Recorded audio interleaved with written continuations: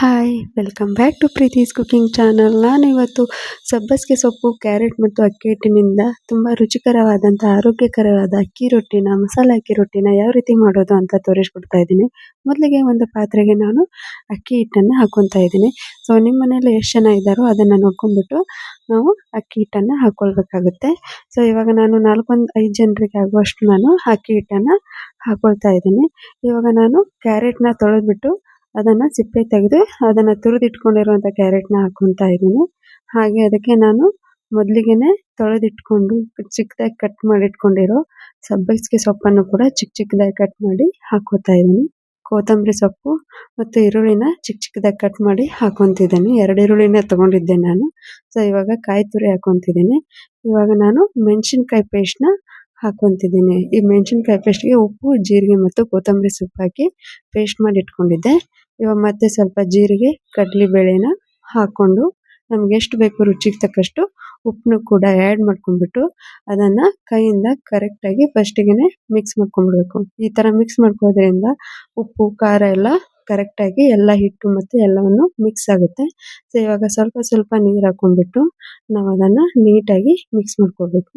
ಇವಾಗಲೇ ನಮಗೆ ಸ್ವಲ್ಪ ಉಪ್ಪು, ಖಾರ ಕಡಿಮೆ ಅನಿಸಿದರೆ ಸ್ವಲ್ಪ ಅದಕ್ಕೆ ಉಪ್ಪು ಮತ್ತು ನಮಗೆ ಎಷ್ಟು ಬೇಕೋ ಅಷ್ಟು ಖಾರನ ಹಾಕ್ಕೊಂಡ್ಬಿಟ್ಟು ಈ ಥರ ನೀಟಾಗಿ ನಾವು ಕಲಿಸ್ಬಿಟ್ಟು ಇಟ್ಕೊಂಡ್ಬಿಟ್ರೆ ಇವಾಗ ನಾವು ಅಕ್ಕಿನ ತಟ್ಟೋಕ್ಕೆ ಈಸಿ ಆಗುತ್ತೆ. ಸ್ವಲ್ಪ ಈ ಹದಕ್ಕೆ ಕಲಿಸ್ಕೊಂಡು ಇಟ್ಕೊಂಡ್ಬಿಟ್ರೆ ನಾವು ನೀಟಾಗಿ ಅಕ್ಕಿ ರೊಟ್ಟಿನ ತಟ್ಕೋಬೋದು. ಇವಾಗ ನಾನು ಒಂದು ಬಿಳಿ ಬಟ್ಟೆ, ಒಂದು ಕಾಟನ್ ಬಟ್ಟೆನ ತೊಗೊಂಡು ಅದನ್ನು ಹಸಿ ಮಾಡಿಬಿಟ್ಕೊಂಡ್ಬಿಟ್ಟು ಒದ್ದೆ ಮಾಡಿ ಇಟ್ಕೊಂಡು ಇದ್ದೀನಿ. ಇವಾಗ ಅದನ್ನು ಒಂದು ಉಳ್ಳೆಯಷ್ಟು ಅಕ್ಕಿ ಹಿಟ್ಟನ್ನ ತೊಗೊಂಡ್ಬಿಟ್ಟು ಈ ಥರ ನಮಗೆ ಕೈಯನ್ನು ನೀರಲ್ಲಿ ಅದ್ಕೊಂಡು ಈ ಥರ ಎಷ್ಟು ಬೇಕೋ ಅಷ್ಟು ತೆಳುವಿಗೆ ಅದನ್ನು ತಟ್ತಾ ಹೋಗಬೇಕು. ಇದು ನಮ್ಗೆ ಎಷ್ಟು ಬೇಕೋ ಅಷ್ಟು ಸಾಧ್ಯವಾದಷ್ಟು ನಾವು ತೆಳುವಾಗಿ ತಟ್ಕೋಬೋದು. ಇವಾಗ ನೋಡ್ತಾ ಇದ್ದೀರ, ಈ ತಟ್ಕೊಂಡಿರೋ ಅಕ್ಕಿ ರೊಟ್ಟಿನ ಡೈರೆಕ್ಟಾಗಿ ಬಟ್ಟೆ ಸಮೇತ ಅದನ್ನು ಹಂಚು ಮೇಲೆ ಹಾಕ್ಕೊಂಡ್ಬಿಡ್ಬೇಕು.